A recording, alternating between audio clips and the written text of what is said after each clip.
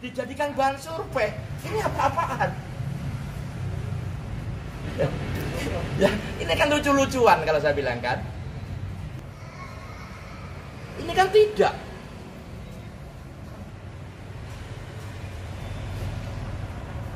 Apakah ini yang namanya fair? Kan nggak fair. Kepada masyarakat menghimbau agar jangan terkecoh dengan yang namanya survei. Selain itu juga partai jangan lantas terlena dengan bungkusan manis daripada survei yang menurut saya sangat menyesatkan. Solo tidak butuh Gibran. Gibranlah yang butuh PDIP Kota Solo. Nanti kita lihat hasilnya seperti apa. Apakah sesuai dengan survei atau sebaliknya.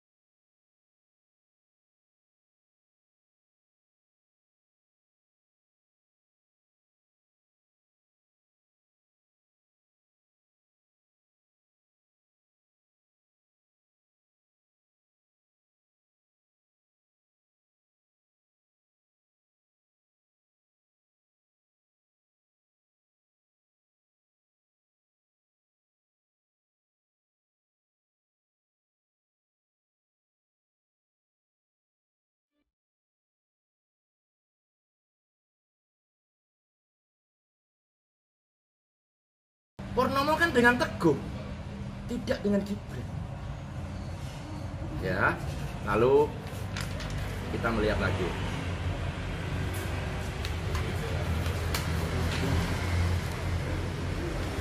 Budi tidak mencalonkan. Kenapa disandingkan? Ini kan tidak mencalonkan Budi Pas. Dijadikan bahan survei. Ini apa-apaan? Ya, ini kan lucu-lucuan kalau saya bilang kan.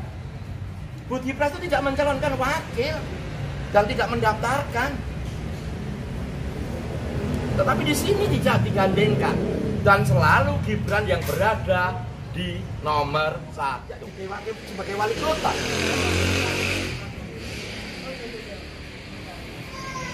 Selalu Gibran yang nomor 1.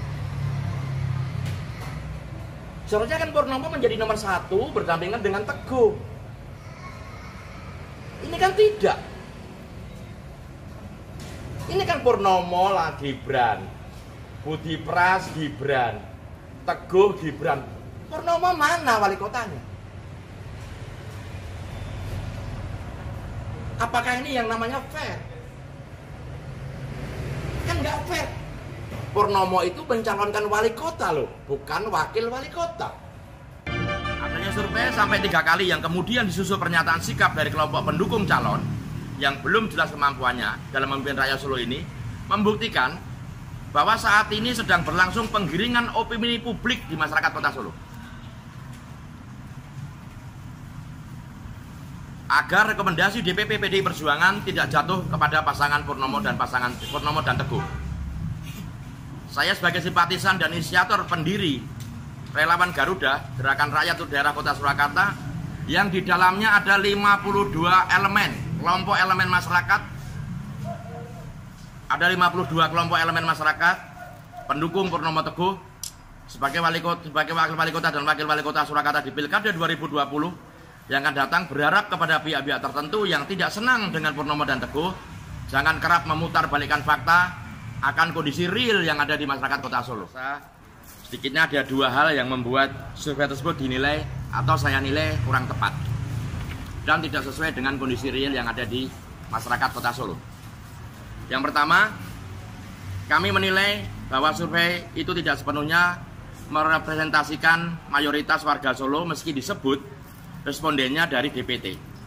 Tapi kenapa yang menjadi agak janggal saya adalah kenapa dari 5 kecamatan yang ada di Kota Solo ini kok hanya 4 kecamatan saja yang dijadikan dasar survei.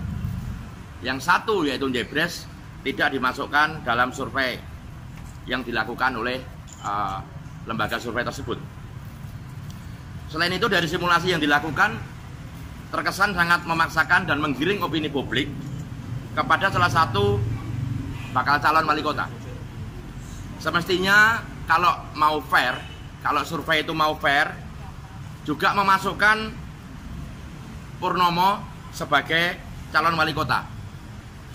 Tinggal nanti dilihat antara dua kandidat calon wali kota tersebut, siapa yang elektabilitasnya tinggi antara dua kandidat tersebut dan siapa kandidat yang memang menjadi idaman masyarakat Kota Surakarta yang dipilih oleh warga Kota Surakarta. Oleh karena itu, saya sebagai masyarakat, saya bukan pengurus partai, saya bukan kader partai, saya adalah simpatisan partai dan saya sangat mencintai partai PDIP atau partai PDI Perjuangan. Kepada masyarakat menghimbau agar jangan terkecoh dengan yang namanya survei. Selain itu juga partai jangan lantas terlena dengan bungkusan manis daripada survei yang menurut saya sangat menyesatkan. Solo tidak butuh Gibran. Gibranlah yang butuh PDIP Kota Solo untuk bisa menjadi wali kota. Kalau memang dari survei itu elektabilitasnya Gibran itu tinggi, kenapa tidak mencoba maju lewat parpol selain PDIP?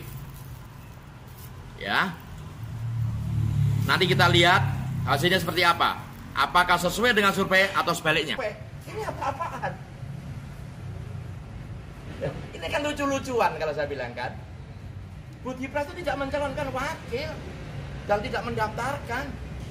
Perlu saya sampaikan bahwa PDIP Kota Solo tidak butuh Gibran.